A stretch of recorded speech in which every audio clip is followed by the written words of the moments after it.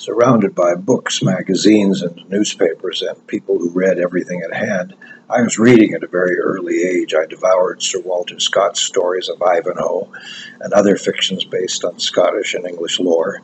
I loved James Thurber, and especially Damon Runyon's Broadway Criminals. I took up my first library card when I was 4, and I loved to walk the few blocks, even through the snow in the winter, to the quiet, musty basement where the children's books were kept, and then, to my amazement, being allowed to take these out for free as long as you brought the books back in time. My early grade school teachers tried on a few occasions to fail me and keep me for another year. They must have loved me dearly, but mostly it was because I seemed unable to read the prescribed texts. My mother rushed to my defense and explained that I was bored stiff. See puff, see spot run. My mother revealed that I'd been reading books for at least a year before school and that I just couldn't get with the program. All the time I was reading, I was working on a particular assumption, and that was that these stories were fantastical. You know, I took it for granted that the worlds described in these books were completely of the imagination. They had no bearing on anything that we might know as real life.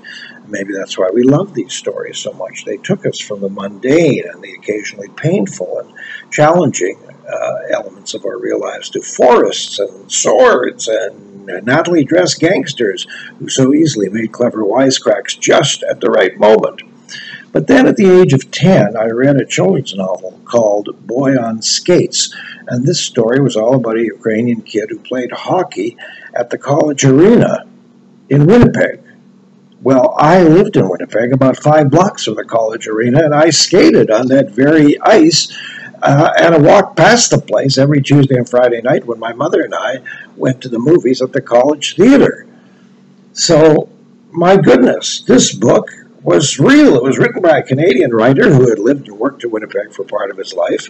His name was Scott Young, and not only did he achieve lots of fame himself, but one of his sons became a famous rock star, Neil Young.